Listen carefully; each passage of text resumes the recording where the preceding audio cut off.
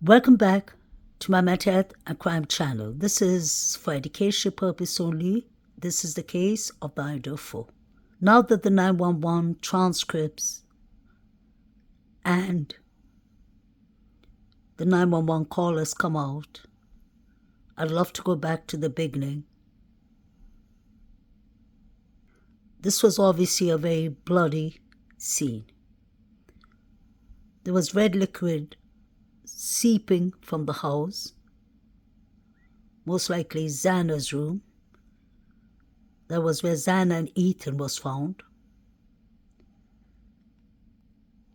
The officer said that it was a bloody scene.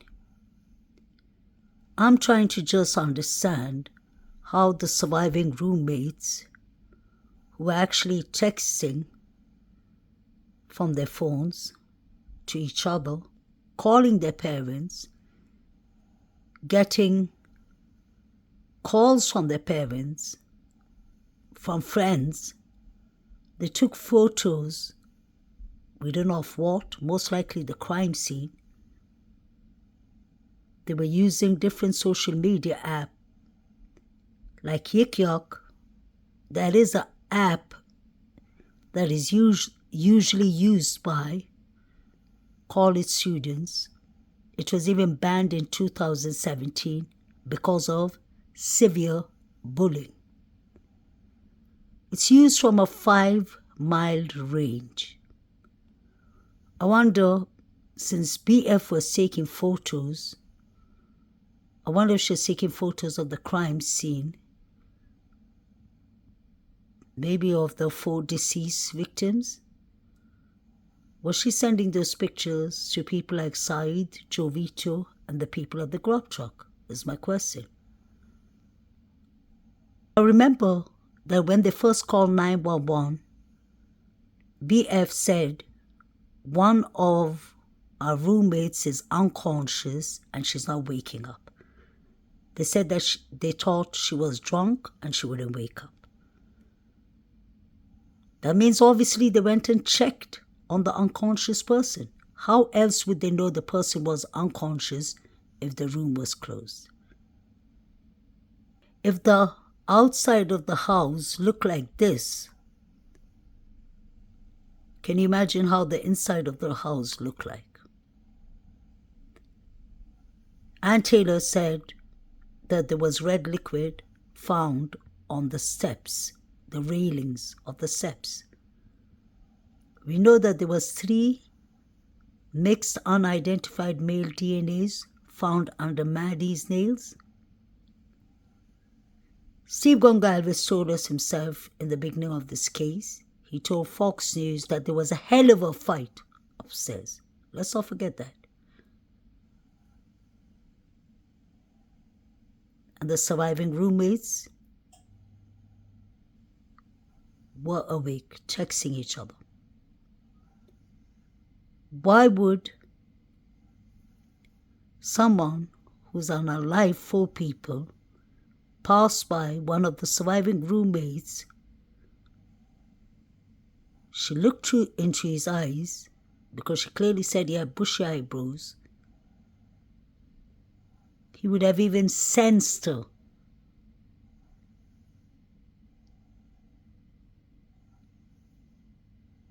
And he didn't even touch her. He let her go so that she could testify against him in court. That doesn't make sense. Chief Rice said that the surviving roommates are not witnesses. They were just there. He corrected the ABC News reporter by clearly saying that. I don't believe that they found the knife.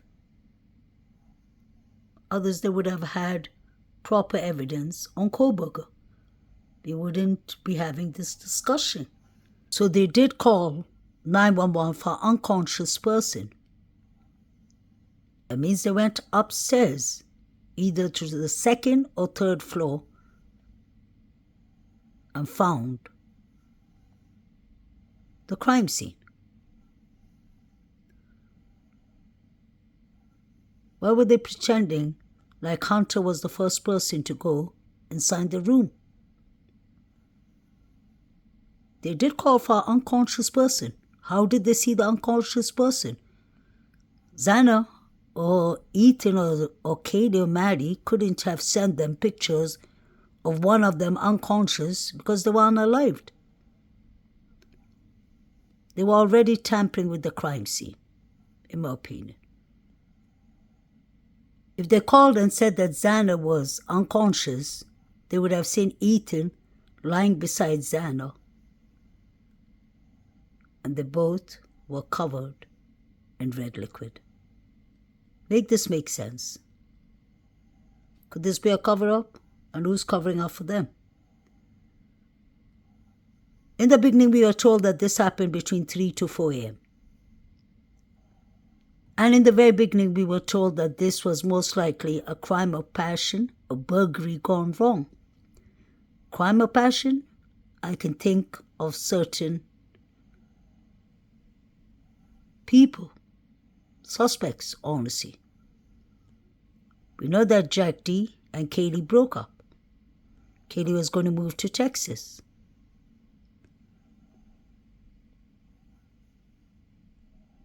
We know that Jack D was following Kaylee on Instagram, but she was not following him back. Could that be the crime of passion? What about a burglary gone wrong? Bethany Funk was selling rugs. Her Venmo showed that. What if somebody came to rob her? Or the money in the house, or the rugs in the house? Just a question. Jovito said that Showalter told him that he was following the girls home. He was escorting them home to make sure they would be safe. But yet again, Maddie and Kaylee ran away from him. If he was going to make sure they're safe, why didn't they trust him to keep them safe? He was the neighbor. They got him kicked out of the corner club that night. He was upset with Kaylee. That's her motive and that's target. And he was upset with Ethan for reporting him and getting him kicked out of his frat for harassments towards females. I see motives and I see targets.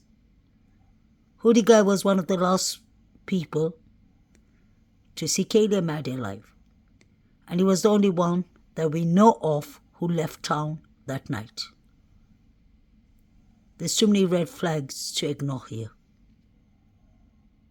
We're talking about Showalter here.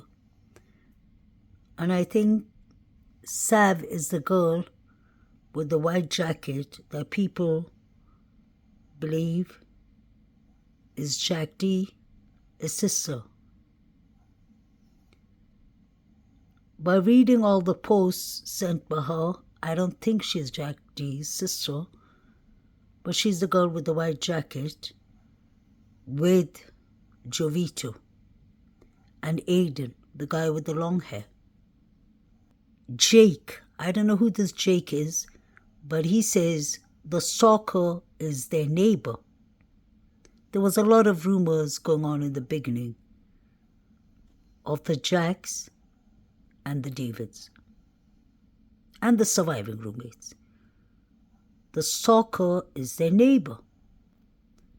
We know that Jack D is their neighbor, Jack S is their neighbor, Hunter is their neighbor, Elon Hush is their neighbor. And then Sav answers Jake by saying, he says that's what the police told him. So the police told Jovito that the stalker is the neighbor. That is Jack Showalter. I remember this post in the beginning. A female says, I was sleeping in my apartment when I was awakened by a strange noise. Looking back, I think it was my front door handle being rattled. I opened my eyes slightly and I could see a shadow look into my bedroom windows. That's creepy. The curtains were slightly apart, but I could make out the shadow of a man behind them. I was halfway asleep. and I wasn't scared at all for some reason, so I began getting out of bed to check who it was. That's when the man turned on his flashlight. He shone it directly in my eyes, and that's when I woke up. A fear like nothing else washed over me. The only thing I could think of is if I locked my door, I think he was only standing there with the light on for a few seconds when he ran away. I ran and thank God. I ran and locked my door and thank God the door was locked. I don't know what he was trying to do, but I have left Moscow after this experience. So this was right before the quadruples happened. I've been searching for this post for a very long time. There were many people who had similar experience of somebody in black clothing peeping through the windows, etc. Police were still gathering evidence, especially in the spare room near BF's room. I wonder if the suspects were let in and they were hiding in the room. What does Walter have in his jacket? It's the hatchet. He was the neighbor. He left town. The girls ran away from him. He threatened Maddie by saying, "You know we're going to get you for that, Maddie." Emily and her boyfriend Hunter Johnson were the two people at the crime scene. Where was Emily that night? How come we didn't see her and Hunter and Xana and Ethan? At least we saw Ethan with his triplets at the Betty Ball. Emily's voice seemed to be very calm on the 911 call. I thought we would hear her crying the loudest since she was best friends with Xana, but she seemed to be very calm and collective. I guess people are different under situations. Showalter was actually let go after the first interview, and I believe it was over the phone. He was never considered a suspect, although he left town. This is interesting. From what I've read, the roommates were downstairs hungover in bed and called a friend to come over and bring them food. It was the friend who called 911 when they entered the house. Strange. So the DM and BF called someone to bring them food. Could that have been the person who ordered food?